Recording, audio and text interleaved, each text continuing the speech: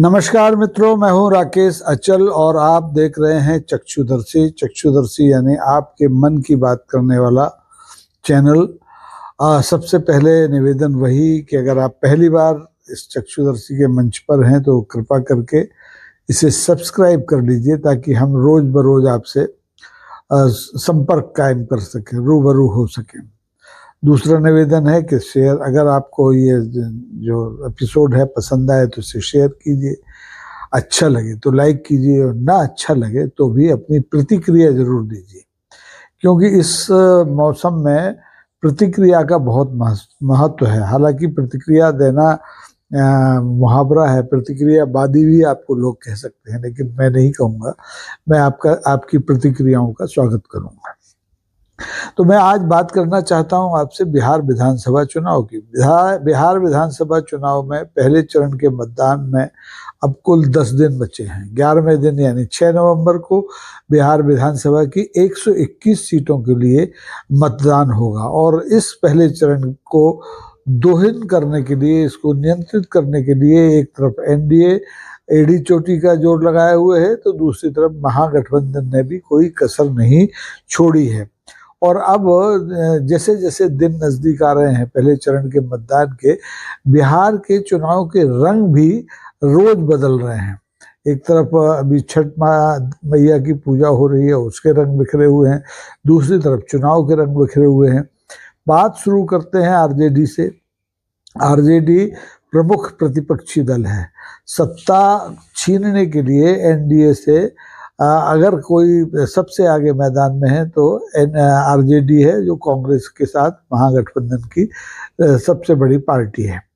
RJD के मुखिया आपको पता है तेजस्वी यादव हैं और तेजस्वी यादव के ही एक भाई हैं, उनका नाम है तेज प्रताप यादव। वो अलग घर से अलग हैं, घर से निकले हुए हैं और अलग उनकी पार्टी है, वो अलग चुनाव लड़ रहे हैं। और लोग जब उनसे बात करते हैं, वो हसनपुर से चुनाव लड़ रहे हैं और हसनपुर के अलावा महुआ भी उनकी सीट रही है। तो उनसे किसी ने पूछा कि भाई अगर आरजेडी के आपके जो प्रमुख हैं तेजस्वी, आपके भाई हैं छोटे, तो उनके बारे में आपका क्या कहना है, क्या वो मुख्यमंत्री बन सकते हैं? तो तेज प्रताप को आपने जैसा देखा भी होगा, टेलीविजन पर भी देखा होगा, अलग किस्म के भक्ति भाव के और अलग तरह के नेता हैं। नेता तो हैं ही, नेता पुत्र हैं, लालू यादव के ज्येष्ठ पुत्र हैं, शादीशुदा हैं, शादी टूटी बिगड़ी क्या हुई वो अलग कहानी है। लेकिन तेज प्रताप अपने ही ढंग से कहते हैं कि देखो भैया, हम उनके बड़े भाई हैं तेजस्वी के, और जब वो अगर सामने आ ही जाएंगे तो हम उन्हें आशीर्वाद देंगे, कोई उन पर सुदर्शन चक्र थोड़े ही चला देंगे। अब तेज प्रताप की पार्टी है जनशक्ति दल। अब ये जनशक्ति दल आरजेडी के लिए यानी राष्ट्रीय जनता दल के लिए सहायक है या उसके लिए वोट कटवा है, ये कहना बड़ा मुश्किल है, लेकिन रोचक है, क्योंकि तेज प्रताप की जो पार्टी है जनशक्ति पार्टी, वो केवल दिखावे का चुनाव नहीं लड़ रही है। उसने यानी जनशक्ति दल की ओर से तेज प्रताप ने अपने छोटे भाई तेजस्वी के खिलाफ भी मुकेश रोशन को उम्मीदवार उतारा है। वो डेंटल सर्जन है, यानी अब वो तेजस्वी के दांत खट्टे करने के लिए तेज प्रताप के पार्टी की ओर से, जनशक्ति दल की ओर से मुकेश रोशन साहब मैदान में है। अब ये देखना है कि वो कितने दांत खट्टे कर पाते हैं, कितने नहीं कर पाते हैं। बिहार के मतदाताओं की धार्मिक भावनाओं का फायदा उठाने के लिए सत्तारूढ़ दल लगातार कोशिश कर रहा है। सत्तारूढ़ दल की ओर से केंद्र सरकार ने भी रांची से ये जो छठ पूजा का मौका है, इस पर 20 विशेष रेलें चलाई, दिल्ली से तो चलाई, बावजूद इसके सब बिहारी बिहार नहीं पहुंच पाए। रेलों में सवार होने के लिए लोगों को मीलों लंबी कतारों में बैठना पड़ा, लेकिन नहीं हो, वो बिल्कुल जानवरों की तरह कैटल क्लास जैसे विमानों में होता है, उससे भी गई गुजरी स्थिति में लोग रेल में लटक करके, टंग करके कैसे भी अपने अपने घर पहुंच रहे हैं।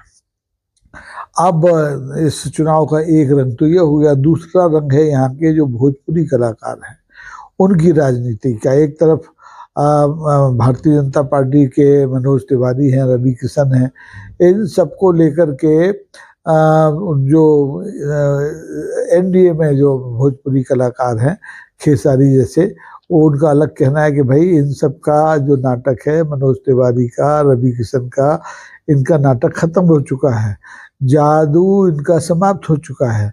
और इधर प्रधानमंत्री भी पीछे पड़े हुए हैं। प्रधानमंत्री ने अपना चुनाव प्रचार का अभियान शुरू कर दिया है। उनका ये कहना है कि भैया आरजेडी की लाइट तो बुझ गई है, अब तो लाइट ऑन करने का जमाना है। लाइट ऑन का मतलब है कि उन्होंने समस्तीपुर और बेगूसराय की अपनी आम सभाओं में लोगों से कहा कि वो दिन में ही अपने मोबाइल की टॉर्च से रोशनी करें। अब ये टोटके हैं, मोदी जी हर समय करते हैं। मैंने मध्य प्रदेश के विधानसभा चुनाव, राजस्थान के विधानसभा चुनाव के समय भी उन्हें मोबाइल टॉर्च की रोशनी कराने का आह्वान करते हुए देखा था। दिन में उन्होंने मोबाइल टॉर्च की रोशनी जलाई थी, जबकि मध्य प्रदेश और राजस्थान और छत्तीसगढ़ में तो आरजेडी नहीं थी, यानी वो एक उनका टोटका है। मोदी जी ने अभी तक जो बात कही है बड़ी विचित्र भाषा में कही है, लटक दल, अटक दल, गटक दल, लठबंधन। महागठबंधन को उन्होंने लठबंधन कहा है। लोग हंस रहे हैं, उनकी भाषा पर हंस रहे हैं, क्योंकि एक प्रधानमंत्री की भाषा इतनी सतही होगी इसकी उम्मीद किसी को भी नहीं है। लेकिन वो बार बार जंगल राज याद दिलाते हैं बिहार के मतदाताओं को, आरजेडी के जंगल राज की याद दिलाते हैं। लेकिन वो इस समय जो जेडीयू और बीजेपी की सरकार बिहार में है, उसके समय में जो जंगल राज है उसकी जिक्र बिल्कुल नहीं करते, उसे वो सुशासन बताते हैं।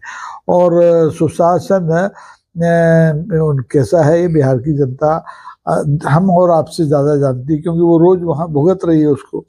अब वहाँ पर ये तय नहीं हो पा रहा है बिहार में अभी भी कि सत्तारूढ़ गठबंधन की ओर से मुख्यमंत्री का चेहरा कौन होगा। नीतीश बाबू होंगे, सम्राट चौधरी होंगे, चिराग पासवान होंगे, पता नहीं कौन कौन होगा। सबके नाम आ रहे हैं और सब एक दूसरे की तरफ ताक रहे हैं, लेकिन ऑफिशियल घोषणा नहीं हो रही है। लेकिन जिस दिन से हमारे महागठबंधन ने जो तेजस्वी को मुख्यमंत्री का चेहरा घोषित किया है, तब से एनडीए में लोगों के सुर तो बदले हैं। भले ही ऑफिशियल घोषणा नहीं हुई है नीतीश कुमार के नाम की, लेकिन सुर बदले हैं। जैसे इधर महागठबंधन में मुकेश सहनी आ गए, उनको उप मुख्यमंत्री बनाने की घोषणा की गई है। इसी तरह एनडीए में उप मुख्यमंत्री पद पाने की प्रतीक्षा में एक नेता हैं उपेंद्र कुशवाहा। वो तो कह रहे हैं कि जैसे सुबह सुबह पूरब में सूरज उगता है, और वो जितना सच है सूरज का उगना, उतना ही चुनाव के बाद नीतीश बाबू का मुख्यमंत्री बनना तय है। अब नीतीश बाबू बनेंगे या नहीं बनेंगे ये तो बिहार के मतदाता तय करेंगे, लेकिन अभी का जो रुझान है, जो परिदृश्य है, वो ये बता रहा है कि एनडीए गठबंधन नीतीश बाबू को लेकर के पशुपेश में है, असमंजस में है। उसको के लिए नीतीश बाबू एक गले की हड्डी बन गए हैं, कबाब में हड्डी, ना उसको वो निगल सकते हैं ना उनको बाहर कर सकते हैं। क्योंकि अगर नीतीश बाबू का नाम अलग किया जाता है तो फिर भारतीय जनता पार्टी अकेली दम पर तो बिहार में सरकार किसी भी सूरत में नहीं बना सकती, किसी भी सूरत में, ये आप लिख लीजिए। क्योंकि वहाँ जो गणित है, जाति गणित है, बड़ा विचित्र है, और उस जाति गणित में बीजेपी अक्सर पिछड़ जाती है। लेकिन ये तो नीतीश बाबू हैं जो पिछले 20 साल से वहाँ के जाति समीकरण को संभाले हुए हैं और सत्ता में है। इस बीच में उन्होंने खूब गठबंधन, इधर से गए उधर गए, इधर से उधर गए, होता रहा, लेकिन वो सत्ता में है। और मेरे ख्याल से ये उनका आखिरी अवसर है विधानसभा चुनाव का, जब वो मुख्यमंत्री बनने की अपनी एक अंतिम इच्छा के लिए चुनाव मैदान में हैं। अब वो मुख्यमंत्री बनेंगे या नहीं बनेंगे, या महाराष्ट्र में जैसे बीजेपी ने अपने सहयोगी दल शिवसेना के साथ किया था वैसा किया जाएगा जेडीयू के साथ, ये कहना बड़ा मुश्किल है। यहाँ पर जैसा मैंने कहा कि जातीय समीकरण की बात है। अब जैसे सहनी साहब इधर महागठबंधन से उप मुख्यमंत्री पद के प्रत्याशी घोषित किए गए, तो महागठबंधन की इस घोषणा को लेकर के एनडीए ने कहना शुरू कर दिया कि भाई ये कैसा गठबंधन है, ये कैसे वो मुख्यमंत्रियों की नाम की घोषणा कर रहा है, चेहरों की घोषणा कर रहा है। यहाँ आखिर कितने उप मुख्यमंत्री बनेंगे, 1 2 3 4? क्योंकि अगर सैनी साहब को मुख्यमंत्री बनाया गया है तो उनकी जाति के वोट कितने हैं? उनसे ज्यादा तो मुसलमानों की वोटर हैं, दूसरी जातियों के वोट हैं। ईबीसी में तमाम सारी जातियां हैं, तो उसके 36% वोट होते हैं। तो इस तरह से ये बातें चल रही हैं। और यहाँ पर एक मुहावरा चलता है पचफोरना का। पचफोरना का मुहावरा चलता है, इसमें 112 जातियां होती हैं, तो कब कौन सी जाति फूट के कब किधर चली जाएगी ये कहना बड़ा मुश्किल है। गैर यादव और यादवों का भी मसला है। अभी यादव और गैर यादव दोनों पिछड़े वर्ग में आते हैं, तो कितने यादव तेजस्वी के साथ रहेंगे, कितने यादव छिटक करके एनडीए के पास चले जाएंगे, ये भी कहना बड़ा मुश्किल है। और यादवों की संख्या भी अब कोई बहुत कम नहीं है, 13-14% होती है। हालांकि मुसलमानों की संख्या कहते हैं इससे ज़्यादा है, लेकिन जो भी हो, अब वहाँ पर जो एनडीए के नेता है, प्रधानमंत्री और गृह मंत्री, दोनों कस लगाए हुए हैं। केंद्रीय गृह मंत्री अमित शाह तो डेरा डाले हुए बैठे हैं, और वो कहते हैं कि लालू के बेटे का 14 नवंबर को उनकी पार्टी का सफाया हो जाएगा। बिल्कुल वहां पर मतलब एनडीए क्लीन स्वीप कर देगी। लेकिन बात किसी के गले उतर नहीं रही है, क्योंकि जिस ढंग से वहां पर प्रशांत किशोर काम कर रहे हैं, चिराग पासवान काम कर रहे हैं, वो सब ये स्पष्ट तस्वीर नहीं बताता बिहार विधानसभा चुनाव में ऊंट किस करवट बैठेगा। हालांकि बिहार में ये जो भारतीय जनता पार्टी के एक तरह से उम्मीदवार मुख्यमंत्री पद के आप कह सकते हैं, सम्राट चौधरी, वो जोर दे करके कहते हैं कि बिहार की जनता तो लालू यादव को चोर समझती है, उन्हें रंगा सियार समझती है।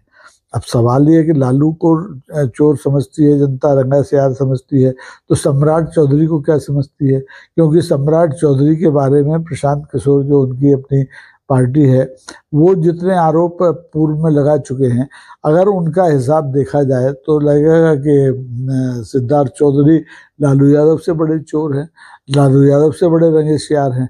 लेकिन ये पॉलिटिकल बातें हैं, इस बारे में किसी को बहुत ज़्यादा अधिकार पूर्वक कुछ कहने का बनता नहीं है। अब जैसे तेजस्वी यादव की मैंने बात की कि उनको उनके बड़े भाई कह रहे हैं कि जब आ जाएगा तो हमको सुदर्शन चक्र थोड़ी चढ़ाएंगे, उसको आशीर्वाद देंगे, यानी कि घुटना पेट की तरफ मुड़ेगा। तेज प्रताप हो सकता है आरजेडी के वोट न काटें, वो उन सीटों पर ज़्यादा मेहनत करें जहां भारतीय जनता पार्टी जीतने की स्थिति में है। अब वो तेजस्वी यादव की अपील तो है, तेजस्वी यादव मुख्यमंत्री पद के प्रत्याशी है, लेकिन मुकाबला कर रहे हैं प्रधानमंत्री मोदी जी से। मोदी जी के का लक्ष्य भी तेजस्वी यादव है, राहुल गांधी नहीं है। राहुल गांधी तो उनकी पार्टी 61 सीटों पर लड़ रही है, तो राहुल गांधी से वो उतने परेशान नहीं जितने कि तेजस्वी यादव से परेशान है। और तेजस्वी यादव का क्या कहना है? तेजस्वी यादव का ये कहना है कि एनडीए के पास मेरे पिताश्री यानी लालू यादव को गाली देने के अलावा कुछ बचा ही नहीं है, उनके पास कोई एजेंडा नहीं है, कोई कार्यक्रम नहीं है। तो इस तरीके से तेजस्वी ने अपने पैंतरे चले। जैसे एनडीए ने चुनाव से पहले ही जो महिलाओं को 10-10 हज़ार रुपए जो थे सीधे उनके खाते में पहुंचाए, तो तेजस्वी ने कह दिया कि ठीक है, हमारी अगर सरकार आती है तो हम हर परिवार को एक नौकरी सरकारी देंगे, और ये जो महिलाएं हैं जिनको 10-10 हज़ार रुपये दिए गए हैं, इनको भी स्थायी आमदनी की व्यवस्था करेंगे, 32 हज़ार देंगे या क्या देंगे, ऐसा कुछ है।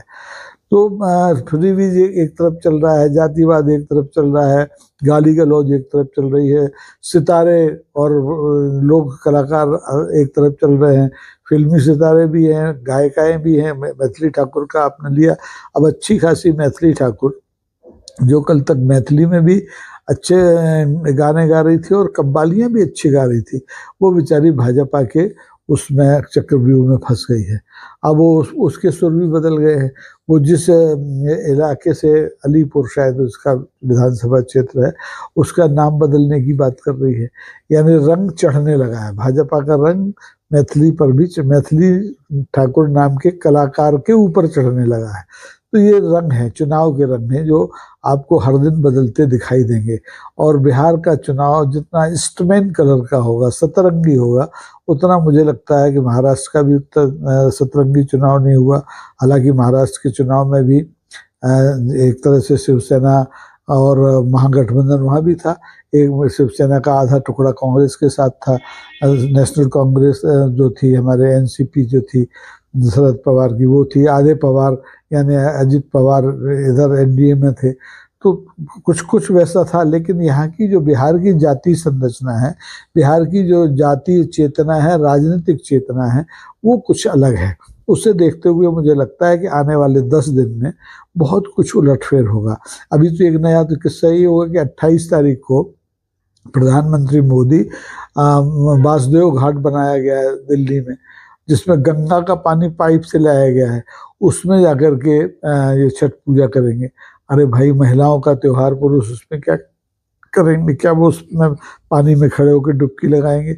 और डुबकी लगाएंगे तो उनके लिए गंगा जल, और बाकी के जो बेचारे बिहारी हैं, उड़िया हैं, उनके लिए यमुना का गंदा जल।